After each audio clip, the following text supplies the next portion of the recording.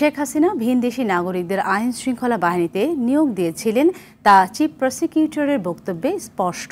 এমন মন্তব্য করেছেন বিএনপির সিনিয়র যুগ্ম মহাসচিব রুহুল কবির রিজভী। সকালে মাতুয়াইল আদর্শ উচ্চ বিদ্যালয় আমরা বিএনপি পরিবার এর উদ্যোগে ছাত্র জনতার আন্দোলনে পুলিশের গুলিতে নিহতদের পরিবারের সাথে দেখা করতে গিয়ে তিনি এমন কথা বলেন। ফ্যাসিস্ট সরকার ভারতের প্রভুদেরকে খুশি করতে নিম্নমানের নির্মাণ সামগ্রীতে রামপাল বিদ্যুৎ কেন্দ্র স্থাপন করেছিল বলেও অভিযোগ করেন তিনি।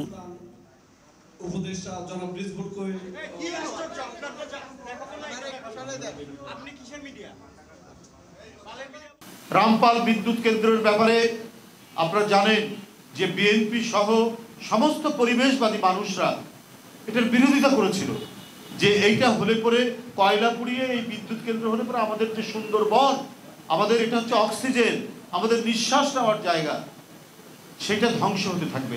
সেই আলামত শুরু হয়েছে। এর এমডি বড় বড় কর্মকর্তা সব ভারতের এবং সমস্ত নিম্নমানের যন্ত্রপাতি নিয়ে এসে এই রামপাল বিদ্যুৎ কেন্দ্র করা হচ্ছে এবং প্রায় প্রতিদিনই একদিন দুই দিন পর পর এটি নষ্ট হয়ে যায়।